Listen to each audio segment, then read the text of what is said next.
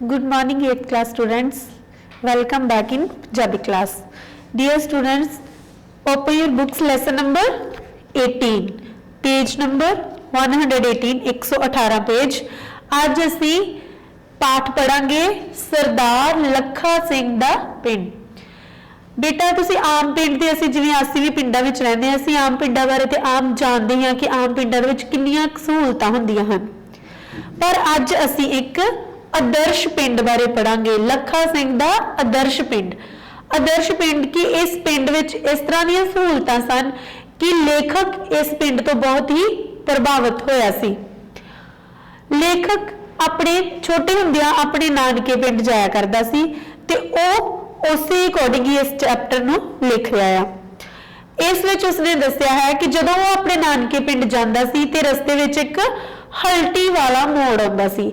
हल्टी तो भाव बेटा जिवें पुराने खूह हुंदे सन जिहड़े टिंडां नाल चलदे सन, जिन्हां दा पानी जिहड़ा आ ओह टिंडां राहीं निकलदा सी ते ओह वाला मोड़ उसनूं हल्टी वाला मोड़ किया जाता है. ते उत्थे एक थड़ा बनिया हुंदा सी, एक बोड़ दा दरखत सी जिथे मुसाफिर जिहड़े सी उत्थे अपनी रस्ते विच थोड़ा आराम करते सन, क्योंकि पुराने जमानिਆਂ ਦੇ ਵਿੱਚ ਅੱਜ वांग कोई ज़्यादा आवाजाही के साधन नहीं सन.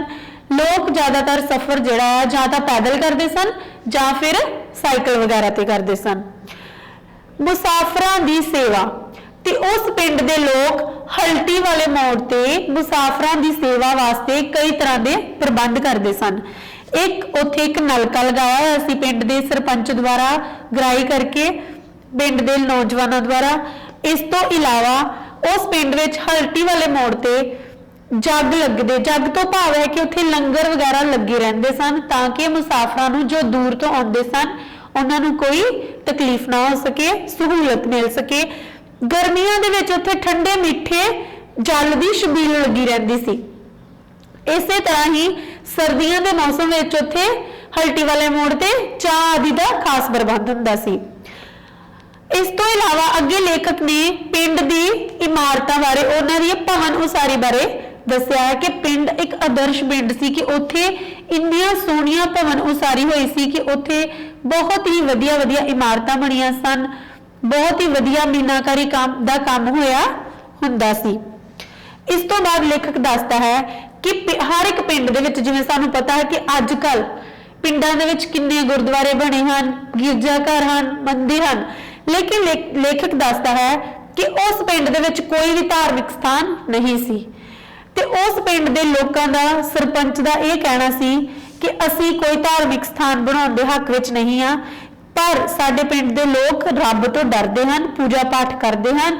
पर उन्हां दा कहना सी कि जदों कोई ਵੱਖਰੇ ਵੱਖਰੇ ਧਰਮ ਸਥਾਨ ਬਣ ਗਏ ਤੇ ਸਾਡੇ ਪਿੰਡ ਦੇ ਲੋਕਾਂ ਦਾ ਜਿਹੜਾ ਆ ਉਹ ਉਹਨਾਂ ਦੇ ਵਿੱਚ ਵਖਰੇਵਾਂ ਆ ਜਾਏਗਾ. ਇਸ ਤੋਂ ਬਾਅਦ ਹੋਰ ਵੀ ਉੱਥੇ ਬਹੁਤ ਸਾਰੀਆਂ ਸਹੂਲਤਾਂ ਸਨ. ਪਿੰਡ ਦੇ ਵਿੱਚ ਖਿਡਾਰੀਆਂ ਲਈ ਖਾਸ ਸਹੂਲਤਾਂ ਸਨ. ਪਿੰਡ ਵਿੱਚ ਹਰ ਐਤਵਾਰ ਨੂੰ ਖਿਡਾਰੀਆਂ ਦੀ ਇੱਕ ਗਰਾਊਂਡ ਦੇ ਵਿੱਚ ਸਭਾ ਹੁੰਦੀ ਸੀ. ਉੱਥੇ ਉਹ ਖਿਡਾਰੀਆਂ ਦੇ ਵਿੱਚ ਅਖਾੜੇ ਦੇ ਵਿੱਚ ਜਿਹੜੇ ਉੱਥੇ ਘੋਲ ਵਗੈਰਾ ਕਰਦੇ ਸਨ. ਹਰ ਇੱਕ ਜਿਹੜਾ ਖਿਡਾਰੀ ਆਪਣੀ ਆਪਣੀ खेड के अकॉर्डिंग उत्थे खेडते सन ते ऐतवार नूं उत्थे दुध का लंगर लगता सी खिडारियों वास्ते. ठीक है स्टूडेंट्स, मैं तुहानूं इस चैप्टर की थोड़ी जी समरी दसी है. Now let's start our chapter Sardar Lakha Singh दा पिंड. हुण असीं चैप्टर नूं डिटेल विच पढ़दे हां.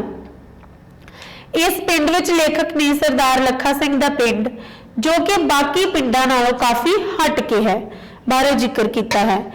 लेखक की दिली इच्छा सी कि पंजाब के सारे पिंड ही लखा सिंह के पिंड वर्गे बनन. जिस पिंड की मैं गल करन जा रहा हाँ वह पिंड मेरे पिता जी के नानके पिंड के राह विच पैंदा सी. लेखक अपने पिता जी के नानके पिंड बारे दस रहा है. एक बार मैं अपने पिता जी नाल उन्हां दे नानके पिंड जा रहा सा.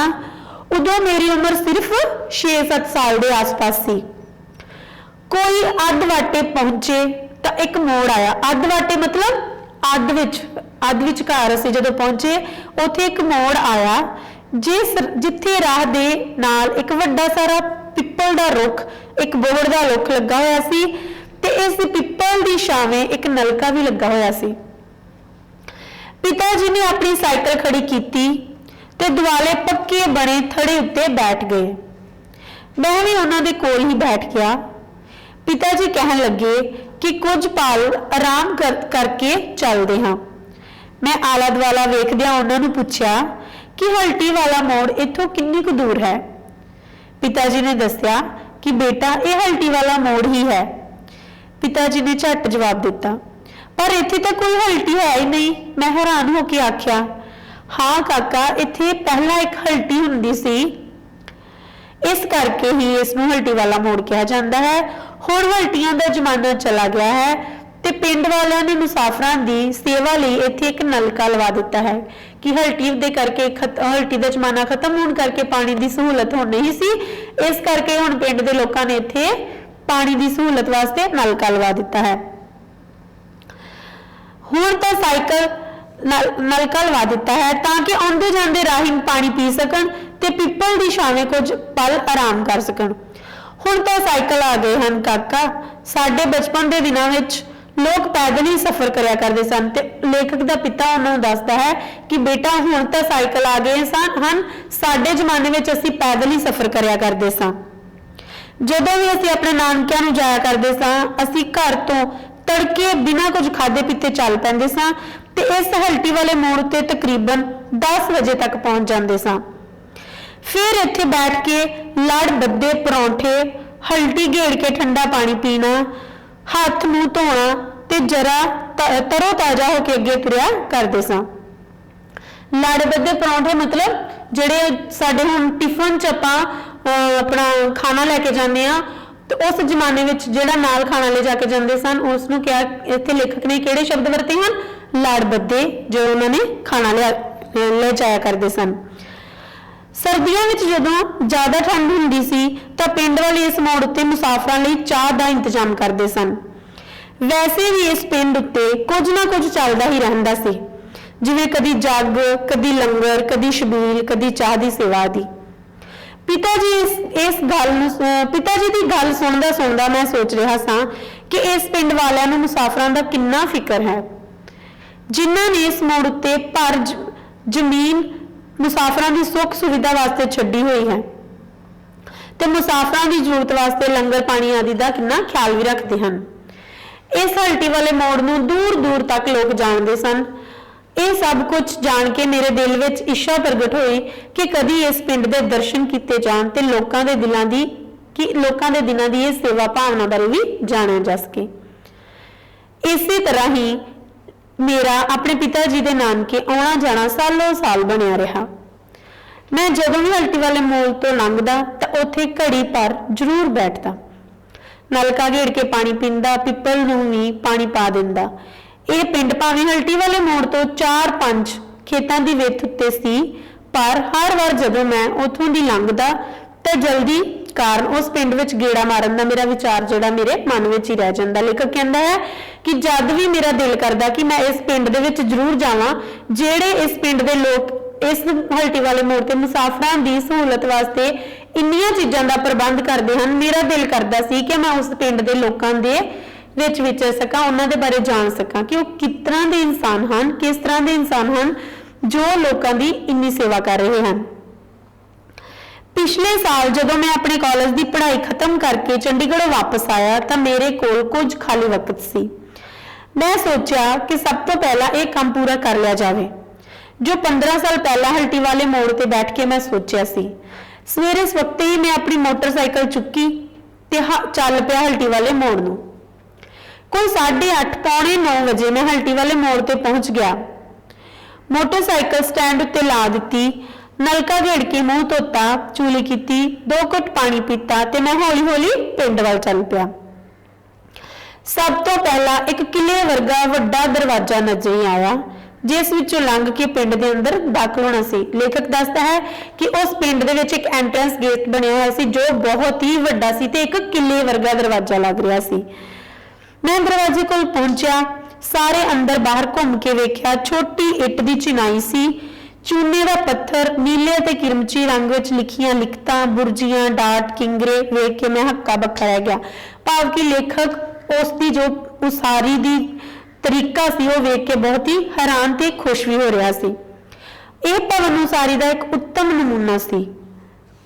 बाहर जांदिया ਜਾਂ ਪਿੰਡ ਵਿੱਚੋਂ ਆਉਂਦਿਆਂ ਦਰਵਾਜ਼ਾ ਇੱਕੋ ਨਜ਼ਰ ਆਉਂਦਾ। ਅੰਦਰ ਖੱਬੇ ਸੱਜੇ ਪਾਸੇ ਲੋਕਾਂ ਵਾਸਤੇ ਬੈਠਣ ਵਾਸਤੇ ਥੜੇ ਬਣੇ ਹੋਏ ਸਨ। ਰਾਤ ਰੋਸ਼ਨੀ ਵਾਸਤੇ ਮਿੱਟੀ ਦੇ ਦੀਵੇ ਦੀਆਂ ਪਾਲਾਂ ਰੱਖਣ ਵਾਸਤੇ ਫੁੱਲਾਂ ਦੀਆਂ ਵੇਲਾਂ ਦੀ ਸ਼ਕਲ ਵਿੱਚ ਪੜਛੱਤੀਆਂ ਅਤੇ ਮੀਂਹ ਹਨੇਰੀ ਤੋਂ ਬਚਣ ਵਾਸਤੇ ਇੱਕ ਸਜਾਵਟੀ ਝਾਲਰ ਇਹਨਾਂ ਦੀਵਿਆਂ ਦੀ ਪਾਲਾਂ ਦੇ ਉੱਪਰ ਬਣੀ ਹੋਈ ਸੀ।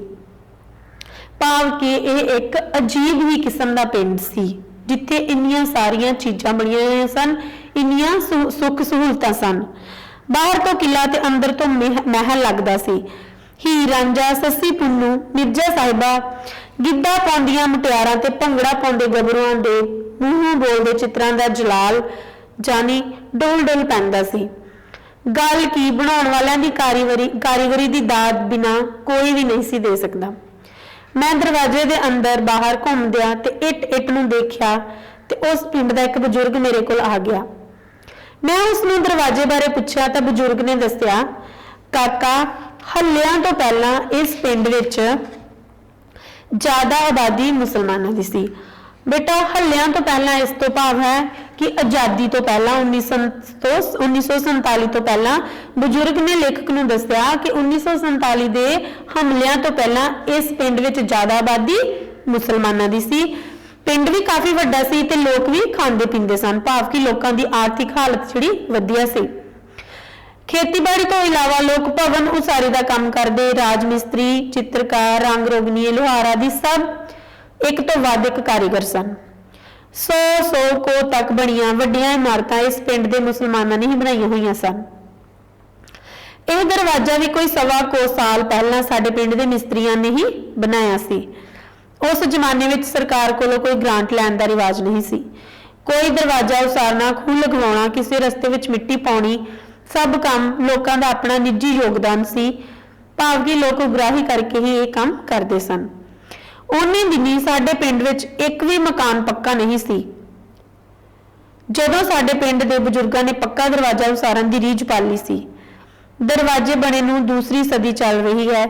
ਉਸ ਜ਼ਮਾਨੇ ਦੇ ਸਾਰੇ ਬੰਦੇ ਅੱਲਾ ਨੂੰ ਪਿਆਰੇ ਹੋ ਚੁੱਕੇ ਹਨ, ਭਾਵ ਕਿ ਉਹਨਾਂ ਦੀ ਮੌਤ ਹੋ ਚੁੱਕੀ ਹੈ, ਸਵਰਗ ਸਿਧਾਰ ਚੁੱਕੇ ਹਨ। ਬਾਕੀ ਉਹਨਾਂ ਦੇ ਵਾਰਸ ਤੇ ਰਿਸ਼ਤੇਦਾਰ ਵੀ ਵੰਡ ਸਮੇਂ ਉੱਜੜ ਪੁੱਜੜ ਗਏ। ਇਹ ਦਰਵਾਜ਼ਾ ਉਹਨਾਂ ਦੀਆਂ ਰੀਝਾਂ, ਉਹਨਾਂ ਦੀ ਕੁਰਬਾਨੀ, ਉਹਨਾਂ ਦੀ ਕਾਰੀਗਰੀ, ਉਹਨਾਂ ਦੀ ਕਲਾ ਤੇ ਉਹਨਾਂ ਦੇ ਪਿਆਰ ਦਾ ਹੀ ਇੱਕ ਪ੍ਰਤੀਬਿੰਬ ਹੈ। ਕਹਿੰਦਾ ਸਰਦਾਰ ਲੱਖਾ ਸਿੰਘ ਭਾਵੁਕ ਹੋ ਗਿਆ। ਉਸ ਦੀ ਜ਼ੁਬਾਨ ਥਿੜਕਣ ਲੱਗੀ, ਅੱਖਾਂ ਭਰ ਆਈਆਂ ਤੇ ਦਰਵਾਜ਼ੇ ਦੀ ਕੰਧ ਦੇ ਸਹਾਰੇ ਜ਼ਮੀਨ ਉੱਤੇ ਬੈਠ ਗਿਆ, ਭਾਵ ਕਿ ਥੋੜਾ ਭਾਵੁਕ ਹੋ ਗਿਆ। ਮੈਂ ਉਸ ਦੇ ਅੰਦਰ ਪਿੰਡ ਦੇ ਬਜ਼ੁਰਗ ਵਸ਼ਿੰਦਿਆਂ ਪ੍ਰਤੀ ਪਿਆਰ ਤੇ ਇੱਜ਼ਤ ਦੀ ਭਾਵਨਾ ਵਹਿੰਦਾ ਦਰਿਆ ਆਪਣੇ ਅੱਖੀਂ ਵੇਖ ਰਿਹਾ ਸਾਂ। ਮੈਂ ਸਰਦਾਰ ਜੀ ਨੂੰ ਬਾਹੋਂ ਫੜ ਕੇ ਉਠਾਇਆ ਤੇ ਉਸ ਦੇ ਗਲ ਲੱਗ ਕੇ ਉਸ ਤੋਂ ਚੋਰੀ ਆਪਣੀਆਂ ਅੱਖਾਂ ਪੂੰਝੀਆਂ। ਫਿਰ ਅਸੀਂ ਇਸ ਦਰਵਾਜ਼ੇ ਦੀ ਛੱਤ ਉੱਤੇ ਚਲੇ ਗਏ। ਉੱਥੋਂ ਦੂਰ ਦੂਰ ਤੱਕ ਕਈ ਪਿੰਡ ਦਿਸਦੇ ਸਨ। ਛੱਤ ਉੱਤੇ ਕਈ ਥਾਈਂ ਕੁੰਡਾਨੁਮਾ ਬਰਤਨ ਬਣੇ ਹੋਏ ਸਨ ਤੇ ਉਹਨਾਂ ਬਾਰੇ ਲੱਖਾ ਸਿੰਘ ਨੇ ਦੱਸਿਆ ਕਿ ਇਹਨਾਂ ਬਰਤਨਾਂ ਵਿੱਚ ਜਾਨਵਰਾਂ ਦੇ ਪੀਣ ਵਾਸਤੇ ਪਾਣੀ ਭਰਿਆ ਜਾਂਦਾ ਹੈ। ਲੱਖਾ ਸਿੰਘ ਜੀ ਨੇ ਦੱਸਿਆ ਕਿ ਇਸ ਬੁਰਜ ਉੱਤੇ ਚੜ੍ਹ ਕੇ ਆਉਂਦੀ ਜਾਂਦੀ ਬਰਾਤ ਨੂੰ ਵੀ ਵੇਖਿਆ ਜਾਂਦਾ ਹੈ। ਹੁਣ ਮੈਂ ਲੱਖਾ ਸਿੰਘ ਨੂੰ ਨਾਲ ਦੇ ਪਿੰਡ ਵਿੱਚ ਚੱਕਰ ਮਾਰਨ ਲਈ ਚੱਲ ਪਿਆ। ਨਾਲ ਲੈ ਕੇ ਪਿੰਡ ਨੂੰ ਚੱਕਰ ਮਾਰਨ ਲਈ ਚੱਲ ਪਿਆ। ਮੈਂ ਵੇਖ ਰਿਹਾ ਸਾਂ ਕਿ ਅਕਸਰ ਲੋਕਾਂ ਦੇ ਘਰਾਂ ਦੀਆਂ ਡਿਓੜੀਆਂ ਜਾਂ ਚੁਬਾਰਿਆਂ ਦੇ ਬਰਾਂਡਿਆਂ ਵਿੱਚ ਪੰਛੀਆਂ ਦੇ ਪੀਣ ਲਈ ਪਾਣੀਆਂ ਦੇ ਡੋਂਗੇ ਤੇ ਪੰਛੀਆਂ ਦੇ ਆਲਣੇ ਬਣਾਉਣ ਵਾਸਤੇ ਟੋਕਰੀਆਂ ਟੰਗੀਆਂ ਹੋਈਆਂ ਸਨ। ਇਸ ਬਾਰੇ ਸਰਦਾਰ ਜੀ ਨੇ ਦੱਸਿਆ ਕਿ ਕਾਕਾ, ਅੱਜ ਕੱਲ ਪੰਛੀਆਂ ਦੇ ਰਹਿਣ ਵਾਸਤੇ ਜਗ੍ਹਾ ਹੀ ਕਿੱਥੇ ਬਚੀ ਹੈ। ਨਾ ਲੋਕਾਂ ਨੇ ਦਰਖਤ ਛੱਡੇ ਹਨ ਤੇ ਨਾ ਛੱਪੜ ਜਿੱਥੇ ਚਿੜੀਆਂ ਆਪਣੇ ਆਲਣੇ ਬਣਾ ਸਕਣ। ਛੱਪੜ ਤਲਾਬ ਵੀ ਲੋਕਾਂ ਨੇ ਪੂਰ ਦਿੱਤੇ ਹਨ। ਵਿਚਾਰੇ ਪਸ਼ੂ ਪੰਛੀ ਕਿੱਥੋਂ ਪਾਣੀ ਪੀਣ। ਇਸ ਕਰਕੇ ਅਸੀਂ ਤਾਂ ਫਿਰਨੀ ਦੇ ਨਾਲ 2-4 ਜਗ੍ਹਾ ਤੇ ਪੱਕੀਆਂ ਹੋਦੀਆਂ ਵੀ ਬਣਵਾ ਦਿੱਤੀਆਂ ਹਨ ਤਾਂ ਕਿ ਅਵਾਰਾ ਪਸ਼ੂ ਵਗੈਰਾ ਜੋ ਹਨ ਇੱਥੋਂ ਪਾਣੀ ਪੀ ਸਕਣ। ਪਹਿਲਾਂ ਸਾਡੇ ਪਿੰਡ ਵਿੱਚ ਕਈ ਬਾਗ ਸਨ, ਹੁਣ ਲੋਕਾਂ ਨੇ ਰੁਝਾਨ ਖੇਤੀ ਵੱਲ ਹੋ ਗਿਆ ਹੈ ਤੇ ਬਾਗ ਕੱਟੇ ਗਏ ਹਨ। ਇਸ ਨਾਲ ਸਾਡੇ ਪਿੰਡ ਵਿੱਚ ਮੋਰਾਂ ਦੀ ਜ਼ਿੰਦਗੀ ਨੂੰ ਖਤਰਾ ਹੁੰਦਾ ਜਾ ਰਿਹਾ ਹੈ। ਸਾਡੀ ਪੰਚਾਇਤ ਮੋਰਾਂ ਦੇ ਰਹਿਣ ਵਾਸਤੇ ਪੰਚਾਇਤ ਦੀ ਜ਼ਮੀਨ ਵਿੱਚ ਮੋਰ ਬਾਗ ਲਗਾਉਣ ਦੀ ਤਜਵੀਜ਼ ਕਰ ਰਹੀ ਹੈ। ਚਲਦੇ ਚਲਦੇ ਲੱਖਾ ਸਿੰਘ ਰੁਕ ਗਏ ਤੇ ਕਹਿਣ ਲੱਗੇ, ਬਈ ਜਵਾਨਾ, ਹੁਣ ਆਜਾ, ਇਹ ਸਾਡਾ ਗਰੀਬ ਖਾਨਾ ਹੈ, ਭਾਵ ਕਿ ਇਹ ਮੇਰਾ ਘਰ ਹੈ ਤੇ ਆਜਾ ਅਸੀਂ ਹੁਣ ਇੱਥੇ ਦੁਪਹਿਰ ਦਾ ਖਾਣਾ ਖਾ ਲਈਏ। फिर जिन्ना चिर कहो मैं तुहाडे नाल घुमदा रहांगा। घर नूं जांदे रस्ते विच सरदार जी ने मेरे बारे जानन दी इच्छा जताई तो मैं हथ जोड़ के बेनती की कि मैं चंडीगढ़ तो अपनी पढ़ाई पूरी करके आया हाँ ते तुहाडे पिंड दा हल्टी वाला मोड़ मेरे पिता जी दे नानका पिंड दे राह विच पैंदा है। साडे घरदिआं दा इस मोड़ तो लंघना कोई 50-60 सालां तो बनिया होया है। घर विच हल्टी वाले मोड़ दा अक्सर ही जिक्र हुंदा रहिंदा है। इस मोड़ तो लंघदे राहियां लई तुहाडे पिंड वालियां दा प्यार ते सेवा भावना ने मैनूं तुहाडे पिंड दे दर्शन करन लई इत्थे लै आंदा है। घर पहुंच के लखा सिंह खंगूरा मारदा होया हुक्म दिता, बई मुंडा चंडीगढ़ों आया है, रोटी बनाओ। बस 10 मिनटां विच एक वड्डे सारे घुंड वाली बीबी ने खाना परोस लिया। साग विच भरी कौली विच मक्खन तैर रहा सी। मैं रज के खाना स्वाद नाल खाना खादा। खाना खांदिया खांदिया लखा जी सिंह जी ने मैनूं दस्सिया कि काका जी मैं इस पिंड दा सरपंच हाँ, मेरे 2 बेटे हैं, एक दा विआह होया है ते एक घुंड वाली बीबी उसके घरों ही है, दूजा चंडीगढ़ पढ़दा है। इस मुद्दे ते कई ज्यादा करके असी पंचायत विच पढ़े लिखे लोगों नूं ही रखते हाँ। साडे पंचायत दे लोग राजनीति बारे गल्लां नहीं करते, बस अपने काम नूं ही ज्यादा तजवीज दिंदे हन। ते साडे पिंड दे काफ़ी सारे लोग जिहड़े हन अफसर भी बने हन। साडे पिंड विच उच्चे दर्जे दे खिडारी ते पहलवान भी हन। लखा सिंह दी गल्लां सुनन करके मैनूं पिंड वालियां ते गुस्सा भी आ रहा सी। लखा सिंह ने दस्सिया कि साडे पिंड विच नशियां वल्लों भी वाहिगुरू दी मेहर है। लखा सिंह दी गल्लां सुन के मैनूं अपने पिंड वालियां ते गुस्सा भी आ रहा सी कि अपने आप नूं संभालदिआं लखा सिंह दी गल पलटी, सरपंच साहिब अपने पिंड विच गुरुद्वारे जो मंदिर किन्ने हन। सरदार जी एकदम चुप हो गए ते उन्हां ने दस्सिया कि साडे पिंड विच ना तां कोई गुरुद्वारा है ते ना ही कोई जंज घर ते ना ही कोई मंदिर है। मैं हैरान हो के आख्या ये किवें हो सकदा है, बस साडे पिंड दे लोग रब तो डरन वाले हन, इत्थे कोई अडंबर पसंद नहीं करता, इन्हां दा रब ते पूरा भरोसा है। सब लोग अपने घरां विच ही पूजा पाठ कर लेंदे हन ते जे किसी ने सेवा आदि करवानी होए ते वो अगराही करके दरखत लगवा देंदे हन जां फिर सड़कां ते मिट्टी आदि पवा देंदे हन। साडे बजुर्गां ने कहंदे हन कि अपने बच्चों का विआह अपने घर विच ही करना चाहिए है, इस करके साडे पिंड विच कोई जंज घर भी नहीं है।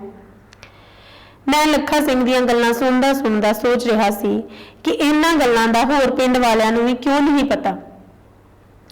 होर पिंडां विच तां पिंड दी अद्धी जमीन सत्संग घरां, जंज घरां ते वख-वख तरह दे धार्मिक स्थानां वास्ते ही खराब कीती हुई है।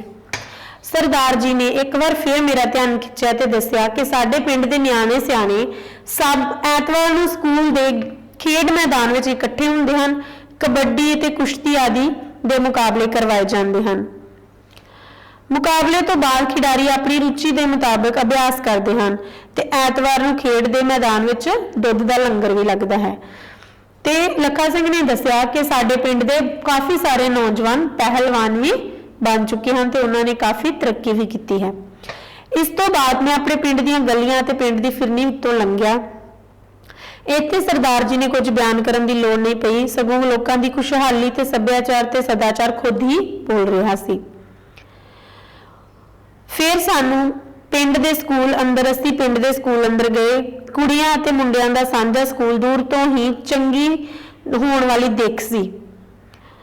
हुण शाम हो चुकी सी। मैं लखा सिंह जी का धन्नवाद करके उन्हां तो आग्या लैके अपनी मोटरसाइकिल उत्ते अपने पिंड वाल चल पिया। रस्ते विच मैनूं काहल पै रही सी कि किहड़ी घड़ी मैं अपने पिंड पहुंचा ते अपने पिंड वालियां नूं भी सरदार लखा सिंह दे पिंड बारे जाके दस्सां।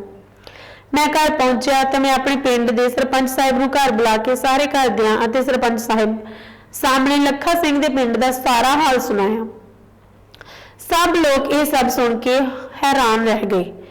किसी गल दा कोई किसी कोल जवाब नहीं सी। बस आखिर विच सरपंच साहिब बोले, साडे पिंड वालियां नूं भी वाहिगुरू सदबुद्धि बख्शे।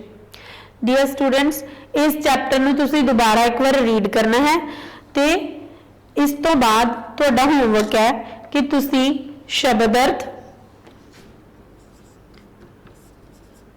अपनी कॉपीज से भी लिखने हैं ते लर्न भी करने हैं।